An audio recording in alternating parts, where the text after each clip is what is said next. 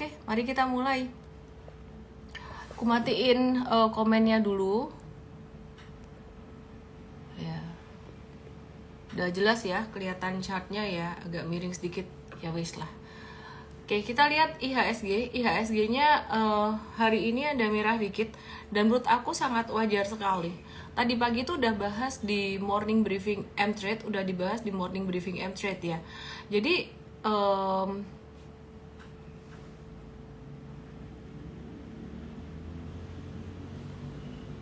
bentar. Ya, udah dibahas di morning briefing M-Trade. Perhatikan baik-baik. Di Tok dan di YT aku nggak bisa kasih lihat kalian chartnya. Aku bisa kasih lihatnya di IGOI ya. Jadi kalau misalkan mau lihat chart ke IGOI, dan aku mau kasih lihat ini indeks Dow Jones Industrial.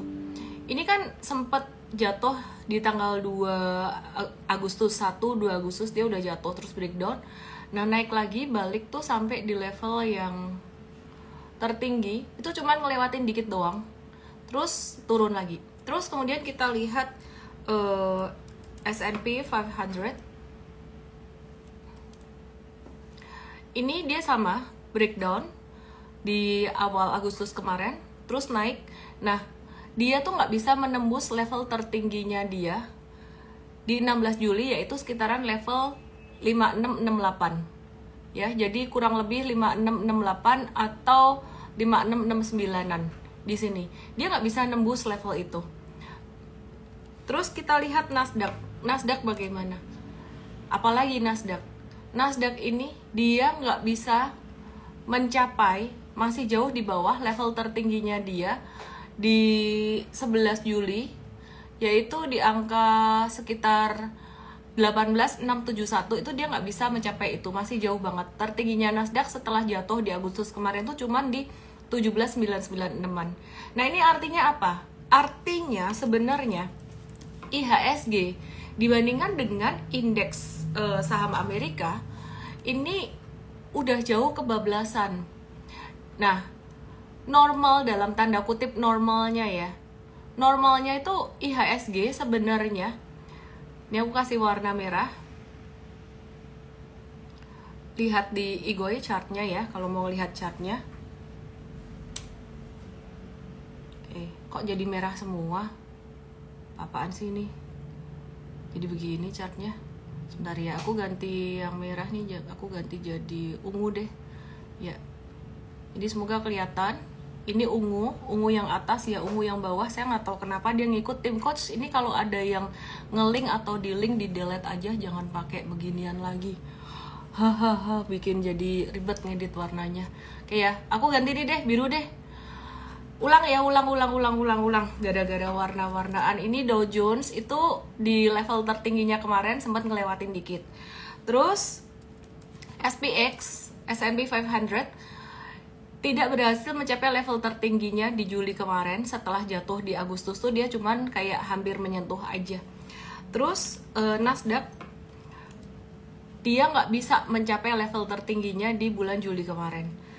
Nah, IHSG dia berhasil breakout dari level tertingginya dia sekitaran 7.440-an dan malah bablas kemana-mana. Jangan heran dulu, jangan kagum dulu. Ini bukan karena saham-saham big caps yang fundamentally oke.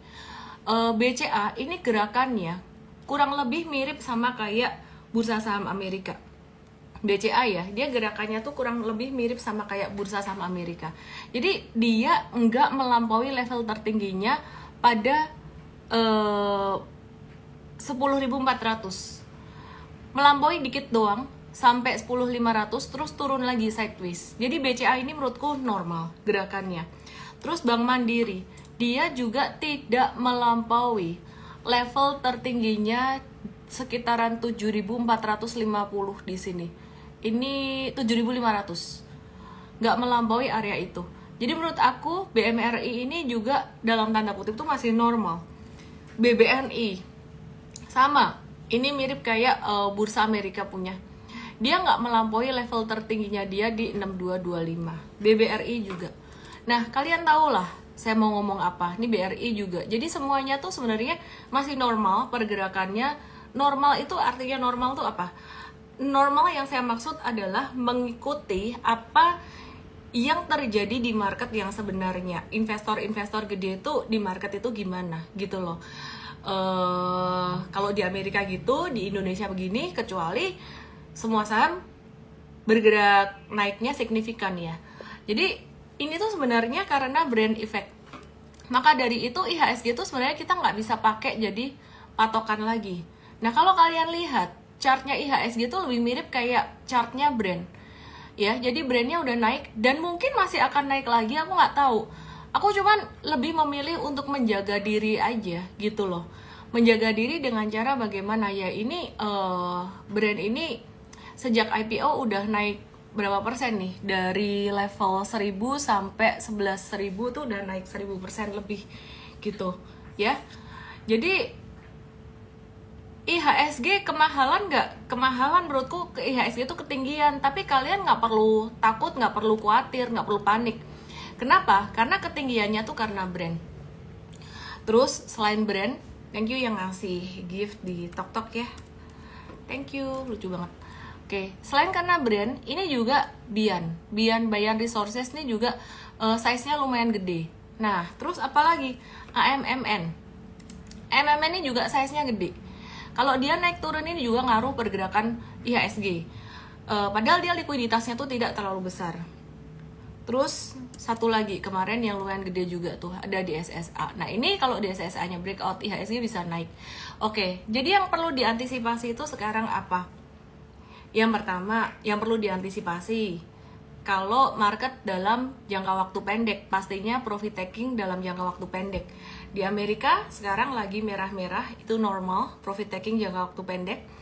Tapi dalam jangka menengah, setidaknya sampai sampai Desember nanti, ini sentimennya masih bagus, yaitu The Fed masih turunin suku bunga, dan kita lagi nunggu rilis data inflasi Amerika.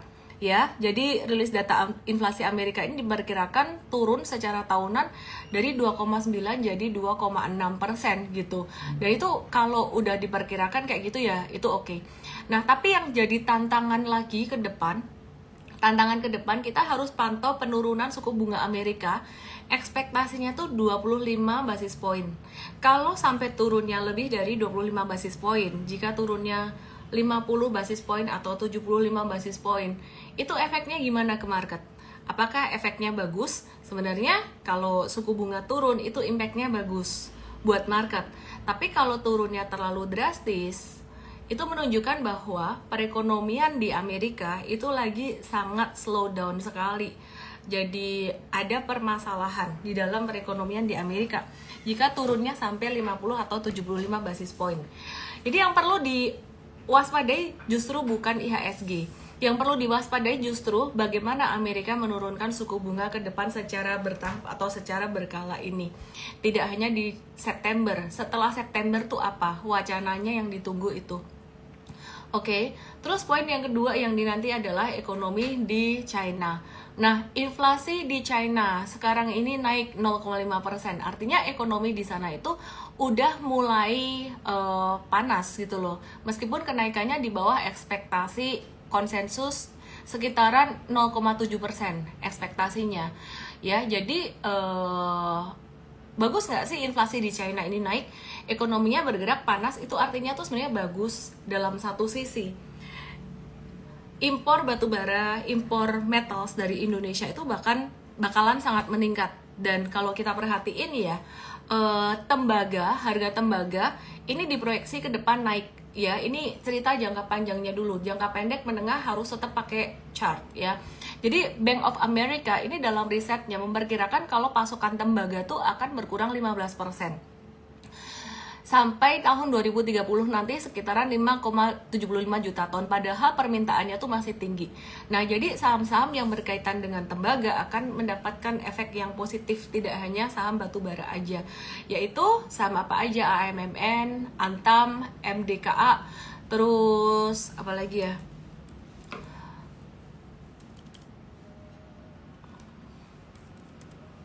AMMN, Antam, MDKA, sama satu lagi TPMS. Ini liquidity-nya kecil, jadi aku lupa ingat. Oke, ini sentimen jangan langsung dianggap sebagai rekomendasi saham. Kita lihat chartnya sekarang. Jadi tadi cukup paham ya Bapak Ibu, aku coba run through dulu apa yang terjadi di market saat ini, tantangannya ke depan. IHSG turun naik itu karena apa, dan kenapa nggak perlu pusing dengan IHSG, tapi yang kita perlu perhatikan adalah saham per sahamnya. Oke, sekarang aku mau buka saham per sahamnya yang menggerakkan indeks, dan apa yang masih menarik, apa yang udah mulai waspada untuk kita profit taking. Oke, pastinya aku akan buka dulu Big Banks. Tadi Big Banks aku udah buka dikit, tapi tadi aku jelasin kaitannya dengan indeks ya. Jadi kalau nggak ada brand, itu kira-kira indeks kita bentuknya bakalan kayak gini. Jadi kalau ditanya target indeks kemana, ya lihat brand naik nggak, masih naik nggak, gitu. Oke, BCA ini masih membentuk pattern cup with handle, gede cup with handle-nya ya, cup with handle gede. Dan kalau ditanya jangka panjang dia masih bisa naik nggak, masih bisa naik. Jadi saya habis ngisi di BCA Wealth Summit 2024, dan setelah itu beberapa hari kemudian saya ada ngobrol juga dengan teman-teman yang bekerja di BCA yang kebetulan ada berkunjung ke Solo, outing gitu. Saya ngobrol dengan beberapa teman yang bekerja di situ lah. Salah satu chief ekonomisnya juga gitu. Dia bilang waktu pandemi 2021 karyawan-karyawan BCA seneng banyak yang beli saham BCA dan gak dijual sampai sekarang. Ya, jadi gak ada insider info karena percaya dengan perusahaannya. Sampai sekarang pun saya hasil belanjaan tahun 2021, tapi saya hasil buyback lagi ya. Pas pandemi 2020 itu sempat kejual dikit gitu. Jadi 2020 kayak bulan belakang-belakangan lah saya ada buyback. Nah ini saya nggak jual juga, jadi kalau Anda tanya BCA mau naik turun saya nggak jual, BRI saya juga nggak jual, mau dia naik turun jadi Anda nggak usah pusing kayak BRI hari ini merah gimana. Ini sudah cukup menjawab pertanyaan Anda sebenarnya. Dan nanti aku mau kasih beberapa ilmu mindset yang aku share di BCA Wealth Summit 2024, tapi aku mau run through beberapa saham dulu. Terus kemudian di sini ini juga ada saham BMRI. Ini juga dia menguji level tertingginya 7450. Valuasi BCA BMRI udah tinggi tapi masih akan tetap naik ya. Masih akan tetap naik. Oke. Yang di TikTok yang nggak ngerti saya ngomong apa, belajar aja dulu, dengerin, memang butuh sabar tiap hari. Oke ya, terus masih akan tetap naik. BBNI juga sabar, kalau misalkan di market beberapa bulan ini ada sedikit koreksi atau ada sedikit turun, sabar aja, itu just normal correction. Oke, 4 saham perbankan besar ini aman, udah aku bahas. Terus kemudian aku mau nge-review Bayan Resources, jangan masuk. Aku kasih tahu singkat aja, jangan masuk, bukan soal nggak bisa naik, aku melihat resikonya gede. MTech lagi sideways, wait and see dulu. Meskipun ada banyak volume hijau tinggi tanda akumulasi, biarin aja dulu karena sideways-nya lumayan ini, lumayan panjang. Terus kemudian Unilever hari ini juga menjadi satu faktor penggerak indeks lumayan. Masih bakalan bisa turun sampai 2140 Unilever dalam jangka waktu pendek, wait and see dulu. Kalau mau ngetes buat investasi jangka panjang, saran saya nitip sendal aja dikit aja. Kenapa? Karena sektor ini bangkitnya masih akan belakangan, menyusul belakangan. Jadi yang akan berjalan lebih cepat, naik lebih cepat dulu tuh lebih ke saham-saham sektor perbankan, properti, dan komoditi ya. Jadi perbankan, properti, dan juga komoditi. Perlu minum ginkgo biloba dulu kayaknya. Mau ngomong komoditi aja susah banget. Kayaknya efek capek juga. Oke, teman-teman yang di TikTok, yang di YT, kalau mau lihat chat ke Igoy biar bisa lebih jelas ya itu. Nah, jadi sektor consumer staples ini masih akan belakangan jalannya. Jadi nunggu inflasinya naik dulu ya. Jadi tunggu penurunan suku bunga ini memberikan efek inflasi tinggi. Jadi bersabar dulu aja yang ada Unilever, dan jangan average down. Kecuali kamu memang punya duit dingin banget dan mau ngetes dia untuk dapat paling bottom. Kalau aku sih masih fokus pada saham-saham yang belakangan ini banyak breakout. Aku tunggu retracement-nya ya. Jadi nanti aku akan share saham apa aja itu. Terus ini Indofood juga sama. Hari ini ada retracement. Ini normal. Indofood ini lebih cepat naiknya daripada Unilever, dan trennya sekarang dalam jangka pendek udah mulai uptrend. Jangka menengah deh, jangka menengah sudah mulai uptrend. Jangka pendek ini normal, just normal correction aja, turun normal. Jadi yang punya di jangka menengah itu perhentiannya di bawah 6.700. Boleh di 66 atau 6625 ya. Itu untuk jangka menengah, trailing stopnya sekitaran di situ. Intinya ini masih bisa di hold untuk jangka menengah. Ya, jadi ini Indofood. Terus aku mau update saham-saham sektor properti. Sebelumnya aku mau tanya dulu, ada nggak di sini yang kalian cuan dari saham-saham properti belakangan ini ya? Oke, jadi aku mau update dari saham ASRI dulu, Alam Sutra Realty. Ini masuk UMA, Unusual Market Activity. Artinya apa? Ya lagi dipantau sama bursa. Oke ya, jadi masuk UMA. Perhatiin chartnya, bentuknya udah kayak gini. Lagi share chart di Igoi ya teman-teman yang di TokTok dan di YT, lihat di Igoi. Oke ya, jadi chartnya modelannya kayak gini. Ini udah rawan banget profit taking. Nah, M-Trade itu kita ada nge-hold saham ASRI, benar-benar technical doang, nggak ada yang namanya bisikan-bisikan kayak gitu. Malah kita paling takut kalau dibisikin, artinya mereka mau jualan suruh kita beli. Ini ASRI benar-benar technical murni. M-Trade dapat 70-an% cuannya sekarang, dan kita sudah mulai siap-siap mau profit taking ya. Oke, congrats buat yang dapat ASRI ya teman-teman. Ini ada yang dapat cuan asli 50%, congrats ya. Oke. Terus bagaimana dengan saham yang lain? Ya, M-Trade ada cuan apalagi dari saham sektor properti. APLN kita juga ada cuan dari saham APLN ini, dapat 2 digit juga. Tapi kita udah profit taking dan sekarang kita nggak masuk lagi. Kita wait and see dulu, nunggu retracement atau nunggu dia turun dulu. Ya, terus kemudian bagaimana dengan PANI? Oke, PANI bagaimana? Ini jangka menengah.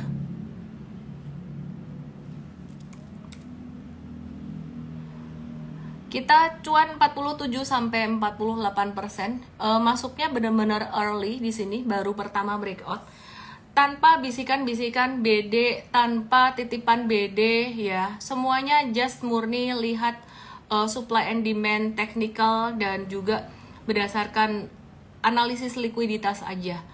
Jadi PANI ini sekarang posisinya hari ini breakout lagi. Aku sih bilang gak usah dikejar. Kalau kalian nggak dapat hari ini, biarin aja. Trading saham tuh mesti sabar, mesti santai.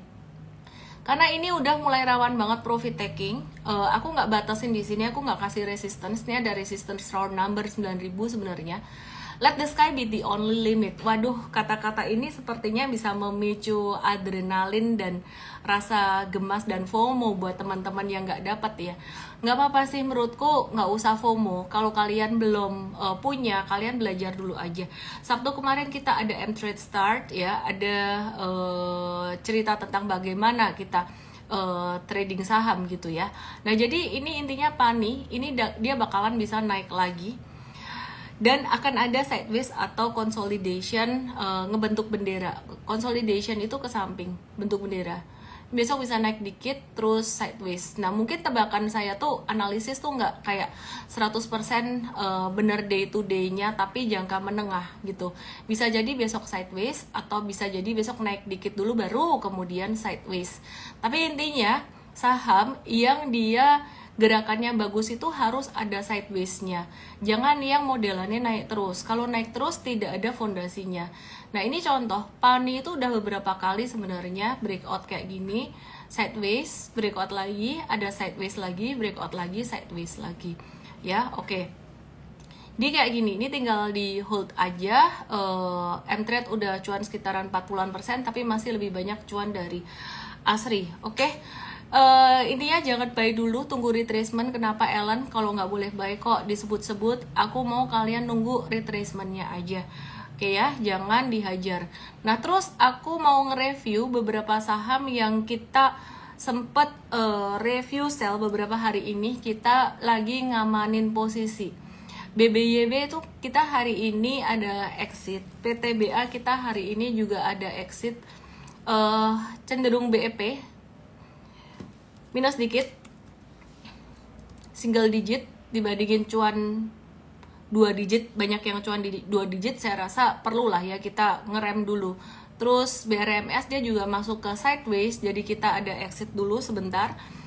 Terus TINS ini dia breakdown dari uptrend line-nya yang di YT yang di tok-tok, mungkin kalian nggak bisa ngelihat chartnya, ke IGOI aja. Jadi ini garis merah nih jelas banget TINS, dia menghubungkan titik di 19 Juni dan juga low di 6 Agustus ini ditarik. Ini breakdown hari ini, jadi wait and see dulu aja.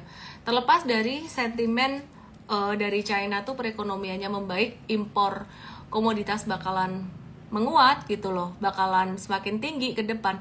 Nah tapi ini kita wait and see dulu aja. Auto kita juga caw dulu. Terus ESA, auto tadi nggak berhasil breakout resistance, ESA dia balik ke sideways-nya. Jadi kita banyak mengamankan modal hari ini. BBNI kita juga profit taking untuk tradingnya yang di M-Trade, tapi yang di M-Fast pastinya hold keras. Nah ini Kalbe Pharma, ini kita juga amanin modal dulu untuk yang trading karena masuk ke sideways. Untuk investingnya kita masih ngehold. Nah terus kemudian Saratoga ini kita juga profit taking. Saratoga kita cuannya lumayan banyak nih ya. Aku coba mau lihat Saratoga. Saratoga ini cuannya 24 sampai 28%. Jadi sekitar 24%, buy-nya sekitaran di sini. Aku lupa ya, buy-nya di mana sih, review buy-nya 16 Agustus. Jadi di M-Trade itu tidak hanya dikasih akademi, tapi di M-Trade ini kita ada kasih juga stock picks ya, dan ini kita berlisensi penasihat investasi OJK.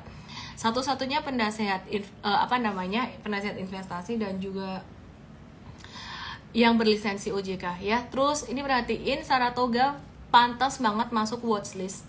Layak banget ditunggu retracementnya sampai 2150, 2080 sampai 2150. Tungguin retracementnya Saratoga.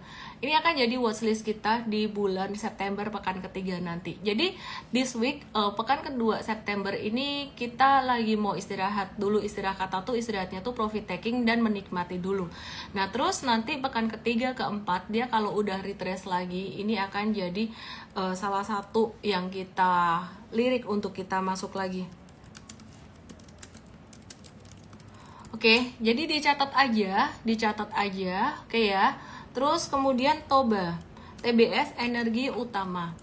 Nah, TBS Energi Utama ini juga ngasih cuan yang lumayan banget buat M-Trade. Dan tidak ada bisik-bisik sana sini, kita hanya murni analisis supply and demand based on technical. Paris bilang BSDE belum, oke. Nanti aku bahas ya habis ini ya. Ya, jadi lihat aja di IGOI untuk bisa melihat chartnya. BBYB tadi aku bahas sekilas, Vanessa ya. Jadi dia lagi masuk ke sideways, kita caw dulu tadi untuk tradingnya. Oke, ini Toba, perhatiin dia kena resistance di sini. Sebenarnya resistance tuh bukan menjadi target, tapi kalau diperhatikan 2 hari terakhir ini ekornya tuh tinggi, dan jadi pas dia naik beberapa hari terakhir ini tuh volumenya turun. Jadi kita ngelihat bahwa powernya dia untuk naik udah mulai slow down. Terus di 29 Maret 2023 itu pernah terjadi satu spike tinggi di area harga 520-an sekarang ini. Artinya banyak yang nyangkut di sini sebenarnya. Ya, spike terus habis itu turun kan, habis naik jadi ada puncak gitu loh nih. Ini banyak yang nyangkut di 520 dan aku yakin banget ini yang sempat beli di bawah ini juga udah mulai profit taking dikit. Jadi sama seperti halnya Toba, biarkan sama seperti halnya Saratoga. Toba ini biarkan dia turun dulu. ya yang punya profit taking, M-Trade profit taking. Jadi M-Trade itu nge-review buy and sell ya, kita nggak mengelola dana. Kita lagi nunggu retracement dia sekitaran 430-an sampai 450-an, kurang lebih lah. Jadi kita nggak di pas-pas no banget gitu. Kalau misalkan kita ngelihat retracementnya udah panjang tapi dia nggak sampai ke 430, ternyata sampai 455 doang di sini. Dan ternyata bagus, patternnya balik arah naiknya bagus. Misal bentuknya kayak gini nih. Di Igo ya aku ngegambarnya ya. Jadi misalkan bentuknya gini. Nah kita bisa tuh buyback lagi. Oke, terus tadi ada yang minta BSDE. Oke, BSDE hari ini justru malah dia lagi naik, aneh kan? Kenapa? Karena retracementnya udah terjadi duluan. Tapi M-Trade nggak buy dulu, kita nggak review buy dulu. Karena secara kondisi market keseluruhan itu cenderung lagi pada mau profit taking, lagi mau stagnan dulu lah ya secara keseluruhan. Aku agak berhati-hati di sini memilih kata-kata untuk tidak mengatakan IHSG stagnan, karena IHSG sekarang tidak mencerminkan apa ya, market secara ini lagi gitu loh, lebih dekat ke gerakannya saham brand gitu. Anyway, di tok yang di YT ke Igoy untuk bisa lihat chartnya ya. I'm so sorry nggak bisa share chart di situ. Oke, terus ini BSDE, terus kemudian ada selain BSDE ada apa lagi ya? Sama apa lagi ya? BSDE, SMRA, P1, kabarnya gimana? I think it's just normal correction ya. Ini dia sideways dalam jangka pendek, ini normal banget sih. Kalau jangka menengah panjangnya, ini masih layak hold ya. Sampai kapan dia nggak layak hold untuk jangka menengah tuh kalau dia breakdown dari 595, trailing stopnya tuh 580-an gitu. Nah, jadi itu SMRA trailing stopnya di situ. Terus sebentar, SMRA, CTRA dan P1 bagaimana kabarnya? Sama halnya BSDE dan SMRA. CTRA ini normal sideways. Perhatikan perjalanannya CTRA naik. Ini nggak bisa gaspol kayak ASRI, APLN, PANI. Karakternya beda. Gerakannya tuh dia lebih elegan. Dia lebih steady gerakannya. Ya nggak kayak tuk-tuk. Kalau saya di Bangkok naik tuk-tuk itu ya harus pegangan kenceng. Pengen kan? Cobain kan? Harus pegangan kenceng, HP di tali. Kalau enggak, dia bisa belok 90 derajat, sret gitu. Itu sangat berbahaya sekali. Itu kayak saham macam ASRI, APLN, PANI, kayak gitu. Tapi ini CTRA enggak. Dia gerakannya elegan, naik sideways pelan-pelan, naik lagi sideways pelan-pelan. Jadi kamu nggak jantungan megang ini gitu loh. Yang penting kamu ngerti. Ya kalau kamu ngerti, kayak yang aku bilang di BCA Wealth Summit ya 2024 kemarin. The risk comes from of not knowing what you are doing.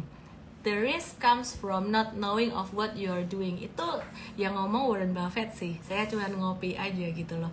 Ya, jadi kalau kamu ngerti CTRA itu gimana, BSDE, SMRA, P1, itu fundamentally okay. Jadi kamu nggak perlu takut di sini. Ya, paling kalau trading aja tetap harus ada trailing stop. Nah, CTRA ini trailing stopnya untuk trading itu di bawah 1285 kan supportnya di sini.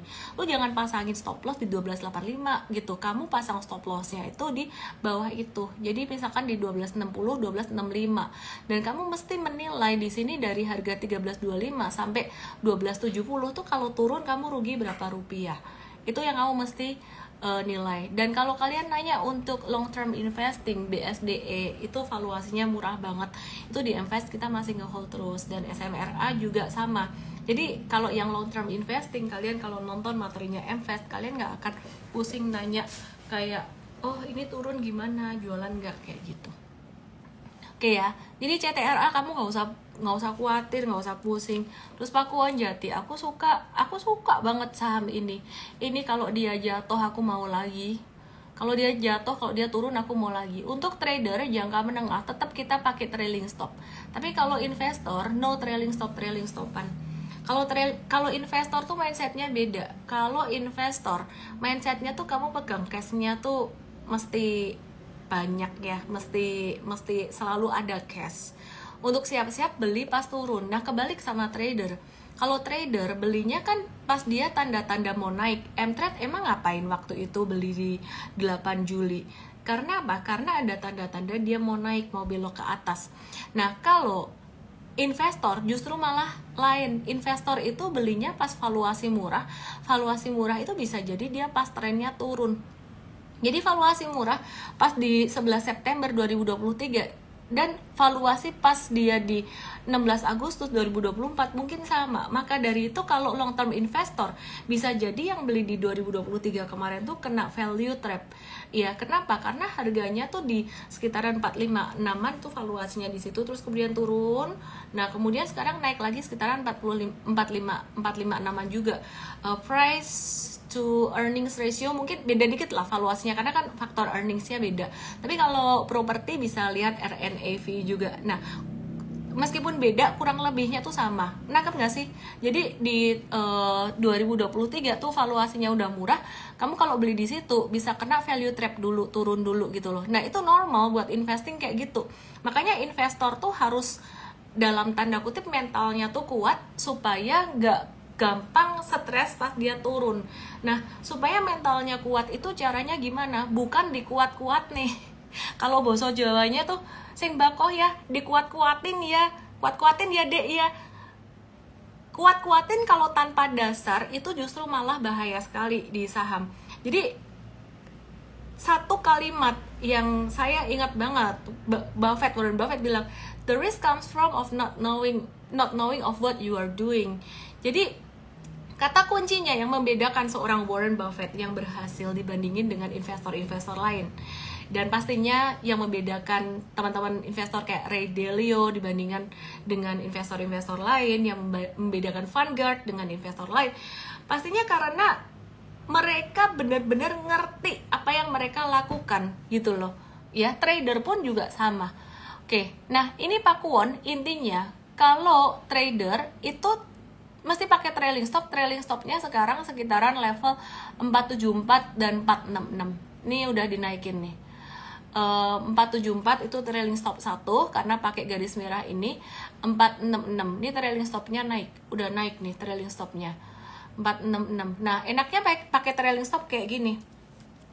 Nah, trailing stop itu artinya level stop loss yang baru yang membatasi ya. Jadi dia nggak pas di support tapi dia di bawah support gitu. TS-nya bisa di 466 atau 474 tergantung mau pakai garis yang merah atau yang biru. Lihat di Igoy. Karena di Tok di YT aku nggak bisa share chartnya ya. Nah, terus kemudian kenapa? Kapan kita pakai garis merah? Kapan kita pakai garis biru? Ini edukasi. Jadi kalau kalian bilang, misalnya edukasinya berbayar semua, waduh berarti itu nggak nyimak. Edukasi itu ada levelnya. Kalau edukasinya yang udah sampai deep banget dan kamu nanya dijawabin satu-satu, ya kan saya bayar orang ya, itu pasti harus ada biayanya. Ya jadi bayar sistem, bayar programmer juga gitu loh. Masa sih seorang Ellen bisa ngejawab ribuan orang? Ya kan, itu ada sistem semuanya, ada effort di belakang kita perusahaan penasehat investasi gitu loh. Jadi kalau memang mentalnya gak mau bayar ya nggak apa-apa ya, maksudnya jangan ngocehin ini, maksudnya kita mau kasih yang lebih bagus lagi gitu.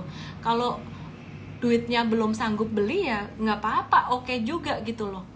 Nggak usah marah gitu, nggak bisa ngikutin yang berbayar, just ngikutin yang gratis aja. Intinya gitu aja sih ya. Jadi ini aku kasih juga edukasi di sini. Kapan pakai yang merah, kapan pakai yang biru. Pakai yang merah kalau kamu merasa modalmu itu sebenarnya nggak terlalu di bawah. Ya jadi modalmu di atas. Aku kasih batasan aja. Kamu mesti pakai trailing stop yang di atas yaitu 474 tadi. Pakai garis merah ini jadi support. Kalau modal kamu itu di atas 450. Jadi kalau di atas 450 cuanmu itu tipis. Nah, kalau modalmu di bawah 450, kamu boleh pakai trailing stop 466. Artinya kalau kamu pakai trailing stop 466 modalmu 450 tuh kamu masih cuan. Sampai di sini tentang trailing stop, kenapa pakai yang merah, kenapa pakai yang biru, paham teman-teman? Boleh dijawab paham. Kalau yang di Tok yang di YT mungkin nggak paham karena nggak ngelihat visualnya, bisa ngelihat di Igoy. Sampai di sini paham ya? Oke. Terus aku mau bahas saham-saham CPO yang belakangan ini aktif. Kamu mau update saham-saham CPO, gimana kabarnya CPO? Oke, thank you update-nya. Paham. Cakep deh. Nah, ini CPO, perhatikan di Igoy aku lihat chartnya ya. Kalau kamu mau double nonton di TokTok ya silakan buat ngelihat ini apa, buat komen-komen silakan. Tapi I'm so sorry nggak semua komen aku bisa bacain ya. Nah ini perhatikan, ini AALI. AALI ini breakout dari sideways-nya. Nih ya, breakout dari sideways-nya di 6.200 pada ini tanggal 5 September kemarin. Dan kita ada review buy, jangka pendek udah jual, udah review sell, udah profit taking. Jangka menengah kita masih hold. Loh kenapa kok masih di hold jangka menengahnya? Ini kan baru turun dikit. Wih bukannya hari ini turun 2,64% tuh ambiar. Tenang teman-teman, jangan termakan headline berita yang bikin kamu jadi ketar-ketir gitu. Tadi saya ada kalau nggak salah bikin konten, nggak tahu udah dinaikin belum sama tim saya, soal saham turun itu nggak semuanya kamu harus cut loss loh, nggak harus jual loh. Yang model kayak gini sementara sampai hari ini, per hari ini tuh masih bisa di hold. Jadi lihat di sini, lihat gambar ya AALI ya, aku bukan ngomongin tentang sahamnya, tapi lebih ngelihat ke pattern harganya. Ini lucu, banyak yang lihat di Igoy dan TokTok, kocak. Oke, ya terus ini lihat nih AALI, dia turun dengan volume transaksi kecil. Ya intinya tuh AALI batasnya tuh di 6.200 supportnya ini. Di atas ini masih oke, di bawah 62. Gak usah pusing, gak usah mikir berita CPO bakalan naik turun. Berita itu sebenarnya buat apa ya? Buat kita tahu aja, nambah knowledge. Nah, trailing stopnya ini kamu boleh pakein sekitaran level 6100 atau 6075.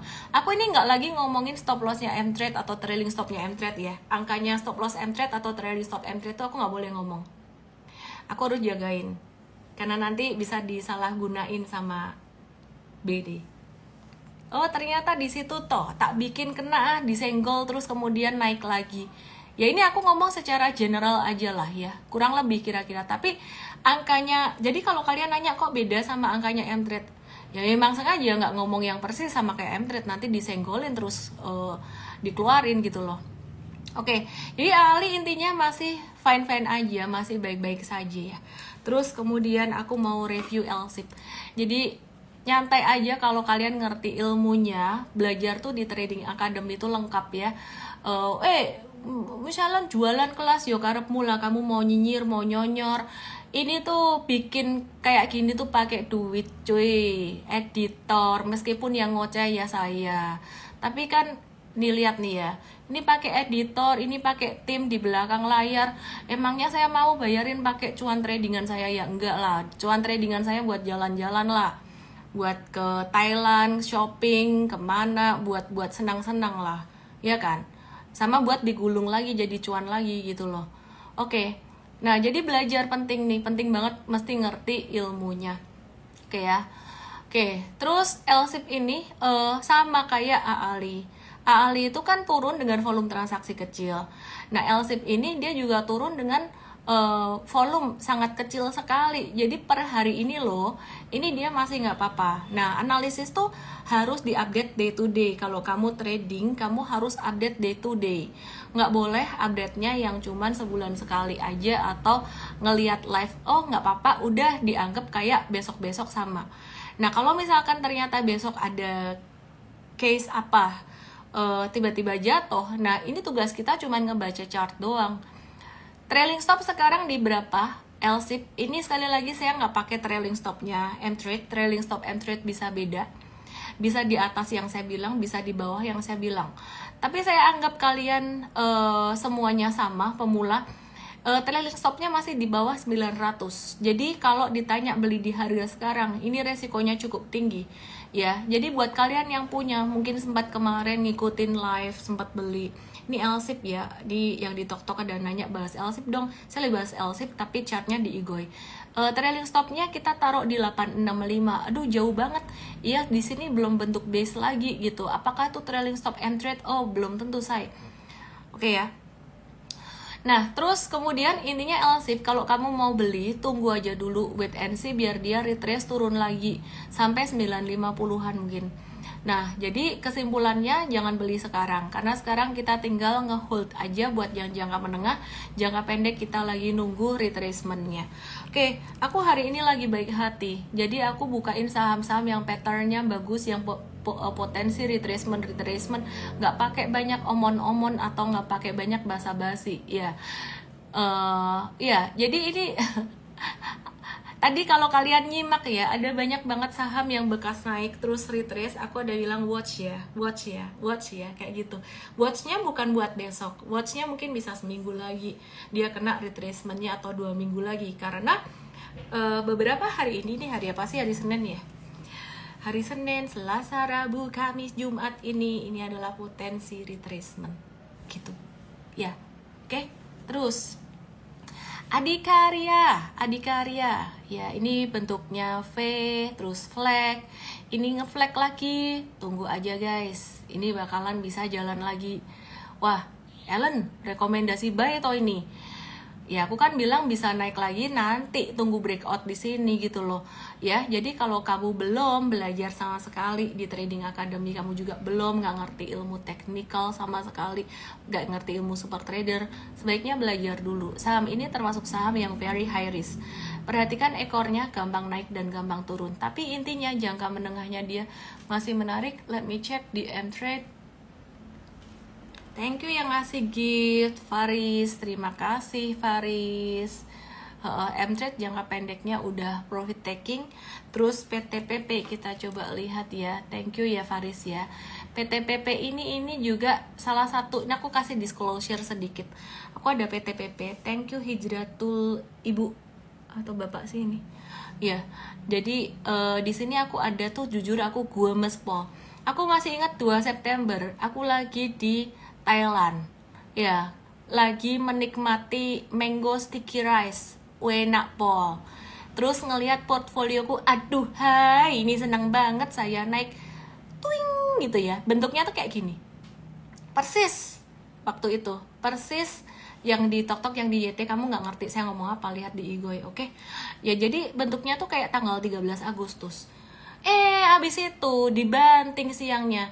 Saya merasakan kok yang kalian rasain. Waduh, gak dijual. Separuh loh, cuannya langsung berkurang separuh loh. Gemes gak sih? Ini separuh lebih nih. Gemes gak sih? Aku belinya di sini, bareng M-Trade di sini, ya. Waduh, gak dijual nih. Gemes gak sih? Ya gemes lah. Masa gak gemes? Tapi gemesnya itu ada pakai rasionalisasi, pakai ilmu. Nah, ilmunya bilang apa? Oke Ellen, sabar dulu, saya ngasih tahu diri saya sendiri. Objektif dulu Ellen gitu, jangan gemes-gemesan dulu gitu, karena langsung lihat shred naik cepat itu senang banget saya. Oke, ini turunnya masih normal nggak sih? Sampai hari ini masih gemes nggak? Jujur masih gemes. Cuan berapa digit, jadi cuannya istilahnya tuh nolnya tuh melundung 1. Perasaanmu gimana gitu loh. Nah, jujur kan gemes, tapi ini di sini aku ngelihat ilmu yang aku pakai bilang, oh ini turun volume kecil, berarti dia tuh masih sideways, masih konvergen chartnya. Oke. Nah, saya mengevaluasi diri, kalau saya udah gemes-gemes gitu sama saham ini, itu berarti bahwa saya udah mulai attached sama saham ini. Ada kemungkinan saya masuknya kegedean di sini. Ini cara mikirnya, gengs. Psikologi trading, money management, mengevaluasi diri. Jadi saya merasa saya ada attach dengan saham ini karena mungkin masuknya kegedean. Kesimpulannya kalau naik lagi saya mau kurangin posisi. Kira-kira kayak gitu. Beberapa hal yang aku share di BCA Wealth Summit 2024 tentang investors conundrum. Aku senang banget dikasih tema ini karena Mungkin kalian kalau mau nonton rekamannya itu besok atau lusa bakalan di up di websitenya BCA Wealth Summit ya. Jadi kalian cari aja BCA Wealth Summit 2024. Nah, aku ngomong di situ lumayan vokal, lumayan frontal, but so sorry nggak ada presentation PPT-nya di situ biar nggak emiten tuh tersinggung. Di situ saya ada cerita tentang saham-saham MSCI yang udah naik tinggi, tapi kemudian dia nggak lanjut naik gitu loh. Terus ada saham yang masuk ke FTSE naik sebentar, abis itu nggak naik. Ada dua lah saham yang masuk MSCI itu, saya nggak tahu gimana, apakah itu, mohon maaf ya, projectnya BD sengaja biar masuk ke indeks itu, dalam tanda kutip ngakalin supaya mengkondisikan lah, bukan ngakalin, supaya fund manager bisa beli saham-saham itu, bisa jadi naik lagi mungkin, terus exit. Ya exitnya lumayan pinter lah ya, exitnya ngebuangnya ke institution bukan ke retail. Jadi kalau kalian bilang retail korban bandar, sebenarnya institusi pun banyak yang jadi korban bandar gitu loh. Kalau retailnya pinter bisa ngebaca supply and demand, kalian nggak akan jadi korban bandar. Beberapa hal penting yang aku share. Mau lihat presentation aku nggak? Cari lagi ya. Nanti next time lah di morning briefing atau di Contastic aku bikinin Contastic Sabtu aja. Mungkin 2 atau 3 minggu lagi kita bikin Contastic, kita bikin tema yang sejenis ya. Nah, intinya aku mau share satu hal yang penting dan aku nggak akan bosan-bosan buat kasih tahu kalian ini. Kalian kalau mau berhasil di pasar saham harus mau belajar. Kalau nggak mau belajar di reksadana aja. Kalau di reksadana kayak kalian makan di restoran, antara mahal biayanya, 2 belum tentu enak, 3 belum tentu bergizi. Kalau enak belum tentu bergizi. Kamu mau makan yang clean, minyaknya sedikit, saya capek banget jujur ngatur menu makan saya sendiri gitu loh. Bahkan nggak dimasakin sama mbak, masak sendiri. Kenapa? Karena bener-bener minyaknya cuman spray doang. Mau diet, mau belajar diet lah ya ceritanya, spray doang. Mau enak dan sehat, gimana sih? Ya harus mau berkorban lah ya. Belajar, aku harus sampai survei menu dari yang nggak suka masak sama sekali sekarang jadi suka. Intinya itu yang perlu kalian lakukan juga. Warren Buffett melakukan hal yang sama, fokus pada proses belajarnya.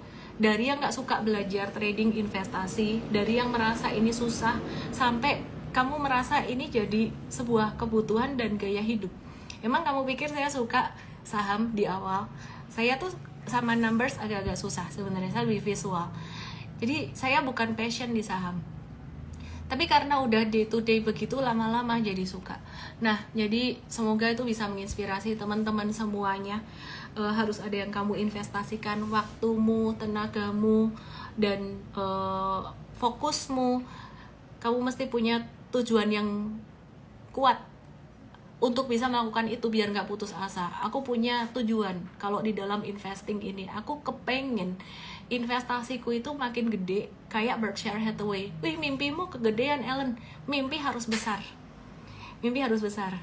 Wih, jadi motivator loh. Ya sekarang mula mau ngomong apa, mimpimu harus besar, visimu harus besar. Kalau kamu visimu gak besar, itu gak visi, tidak menggerakkanmu sampai kamu deg-degan. Dah itu aja ya. Kita lanjut di morning briefing besok dan hari ini. Tadi aku udah share banyak banget watch list, tunggu retracement, not for tomorrow but maybe next week bisa kesentuh retracementnya. Oke?